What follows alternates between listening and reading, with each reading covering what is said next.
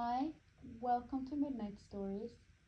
Today we delve into one of the most disturbing and perplexing criminal cases in modern Swedish history, the story of Isaac and Johnson, infamously known as the Skara Cannibal.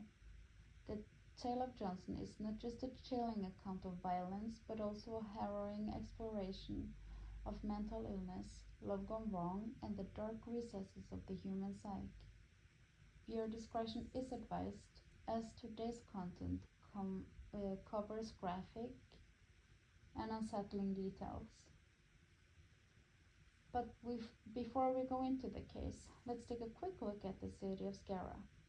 Skara is a small town located in Västra Götaland County in the southwestern part of Sweden. It's one of the oldest towns in the country, with a history that dates back to the Viking Age. Skara is situated on the plains of Västra Götaland, an area known for its rich agricultural lands.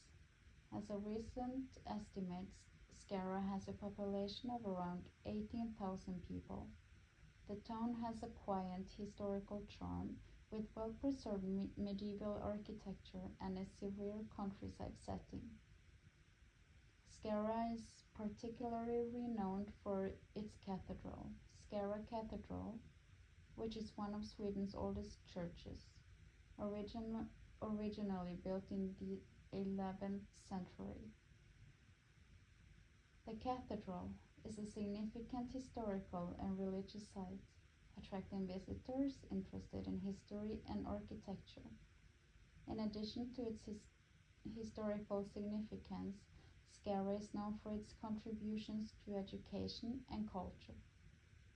The town was historically a center for learning, home to one of the oldest educational institutions in Sweden, Skara School, established in the 13th century. Skara is also famous for Skara Summerland, a large amusement park and water park located just outside the town, which is a popular destination for families during the summer months. The town's blend of historical heritage and facilities makes it a unique spot in Sweden's cultural landscape.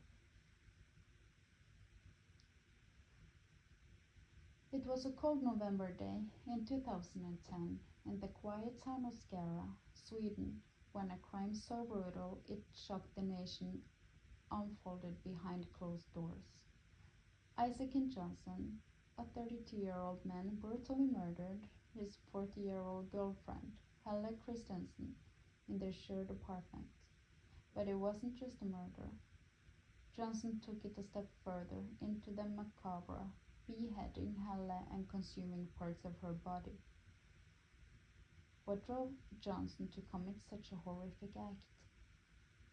According to his own account, the couple had gone out for a routine trip to the store earlier that day, buying food and alcohol before returning home.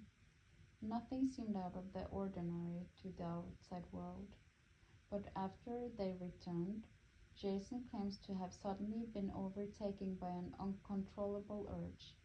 He slit Helle's throat, decapitated her using a knife, saw, and scissors, and then began cooking parts of her body. Johnson's actions were not those of a man seeking revenge or driven by anger. In fact, Johnson himself admitted there was no clear motive. He even described Helle as someone he deeply cared for, and the couple had plans for a future together. This absence of motive adds a terrifyingly random element to the crime. During his trial, Johnson showed no remorse. He stood by his actions, offering no explanation other than his own curiosity about his mental state. The court's psychiatric evaluation later revealed that Johnson suffered from severe mental illness. He was eventually sentenced to indefinite psychiatric care rather than prison, a decision that stirred controversy in Sweden.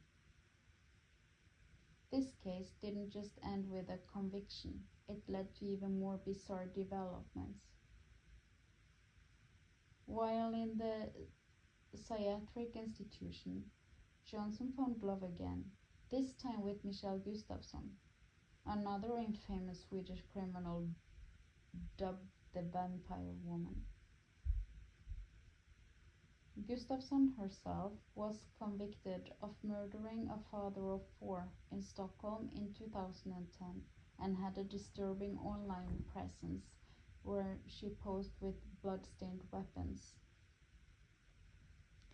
The relationship between Johnson and Gustafsson, two convicted killers, grabbed headlines across Sweden. Despite their non-fixed sentences, they began planning a future together, discussing their desire to live a non-criminal life, adopt dogs, and pursue their shared interest in body modification. The case of the Skara Cannibal raises difficult questions about mental health, the nature of evil, and the limits of human behavior. How could someone commit such a crime without clear reason or motive? Could this crime have been prevented if Johnson had received earlier